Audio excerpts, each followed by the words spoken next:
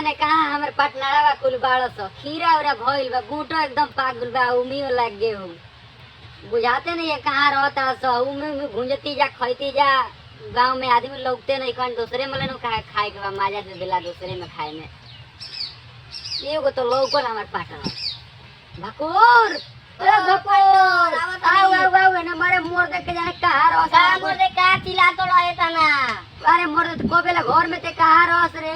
हम कोबेले यहां बैठल बनी परेशान बनी कहां हमर पार्टनर गइलस हमर बाबा लाठी लेके टेलर रहन के घर में रहू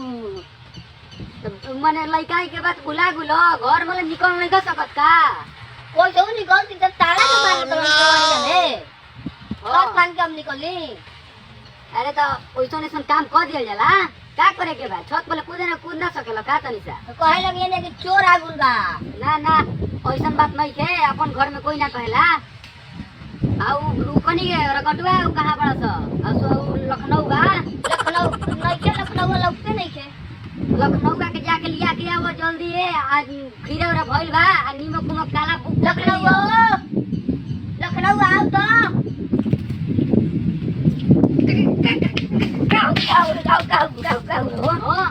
काहे मोर से भड़क तड़ा भैंस नहीं के तू रहिले बैठो यहां कनी अस्थिर ले बैठो जा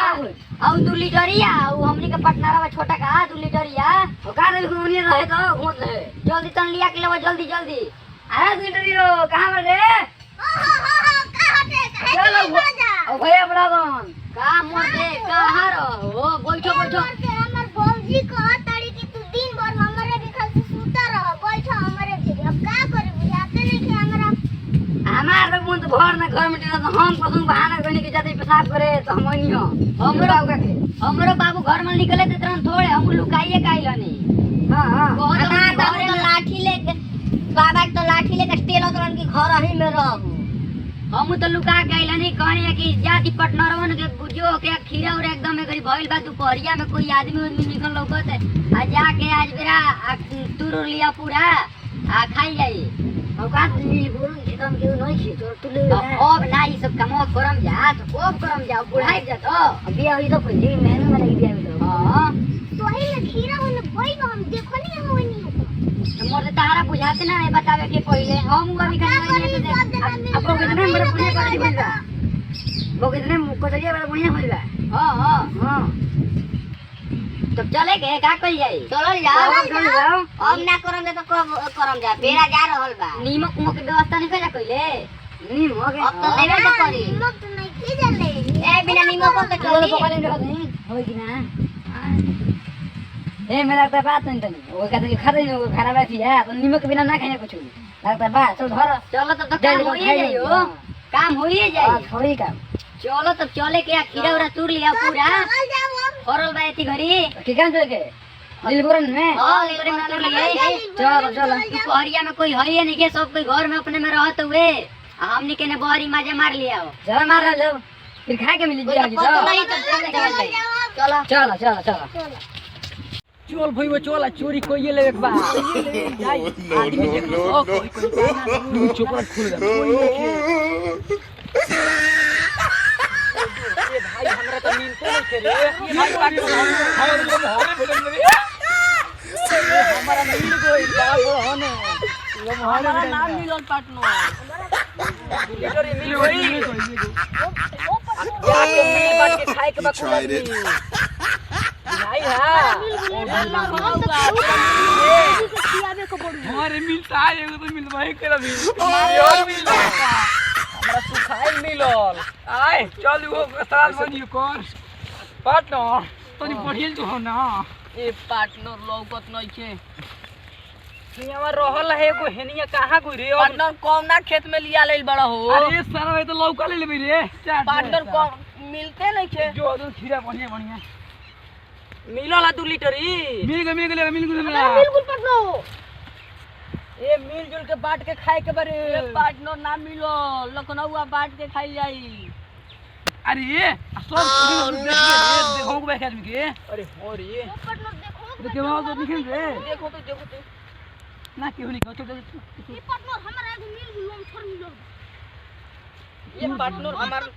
लखनऊ 2 लीटरिया मिलबे ना कोई हमरा करे मखना रे फौजी के खियावे के बोल झांक ले तनी तू बढ़िया ले लो ले सो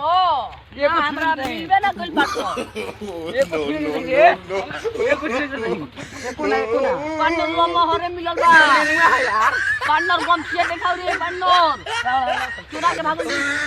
आ दुनिया देखो सरी देखाओ इनको चूरो समाधि देखो तनी देखो मुनी ले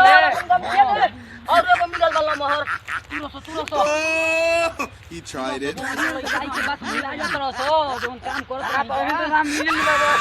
का बारे न सुता सके मारू हम चले के बुझ गई अपन जगह पर खाई गइनो चले के मिलजुल बांट के खाए के बा खिलाओ देखी रे ए कौन अरे अरे कौन के भागो तो पड़नो Oh no! फूल साला इ नहस तो अस्पदलसन फूल हमार खेत है साला हई बताओ ना सब हमार खेत के दशा के दशा मिला गलसन साला इ गांव घर के लइका आता ना भैया खराब हो गेल बड़सन होई बताओ हई सब हमार जियान कर देलसन हई लौका के थार हई ससुराई हई खीरा के भक में लौका कुल खा गेलसन हई नेनुआ के भक में हई करैला खा गेलसन बताओ भैया इ कौना के लइका बा हो बड़ा बिगड़ल बड़सन भैया हई कुल हमार थान हई जियान कर देलसन बताओ ना हई ससुरा धरा जी तो सने बरा नु के बरा बड़ी मोली के मार मरती यानी के माई बाबू कुछ सिखावते नहीं के बुझाते नहीं के यानी के दिन भका कर दो सन भैया हमारा स्कूल है खाल ना साड़ दलो सन बताओ ना यानी के माइयो बाबू तो ऐसन के बाबू के अपना लइका फैका के छोड़े तवन घर से बहरी निकल के जाके फलना के चोरावा चिलना के चोरावा ये तो यानी के काम बा गार्जियन के कुछ ध्यान नहीं के रहत लइका फैकन के हई बताओ हई कुल हमारा नेनुआ हई कबार दलो सन खीरा के भक में ककड़ी के भक में अरे खाए के बात अपना घरे रोकवा लो दू ठान खा दोसरा के खेत में घूमो हुनकरा खेत में घूमो ये कौन तरीका हो बताओ गांव घर के लइका भैया तना खराब हो गेल बड़सन कुल है हमार बर्बाद क के धऽ देलसन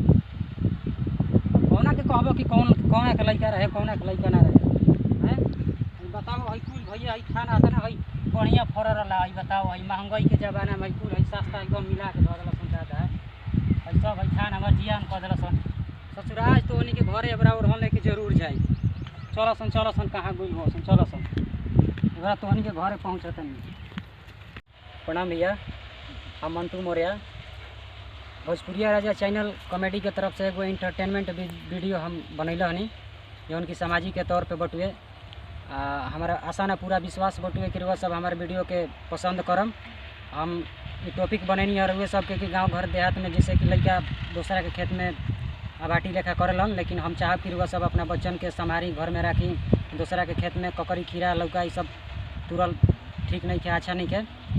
हमार पूरा विश्वास बटुए हमरा कि हमार वीडियो रुआ सबके पसंद आई हम एकरा से भी अच्छा से अच्छा हम वीडियो रुआ सबके लेके हम देखाई और रुआ सब एकरा के लाइक और सब्सक्राइब कमेंट जरूर में लिखब कि मतलब कि हमार वीडियो कैसन लागल कैसन भइल बाटुए माने का दिक्कत बा में का परेशानी बटुए तो हम चाहब कि रुआ सब हमारा वीडियो के जरूर देखी और कमेंट में जरूर बताई। हाँ भैया दूसरा के जियानी मत करे के सोचम अपना लइकन के घर में समारम हमनी के थोड़ा इंटरटेनमेंट मौज मस्ती के लिए ऐसा कहनी है जा घंटिया के दबाना मत भूलम और सब्सक्राइब जरूर करब बेल आइकन के दबाना ना भूलम।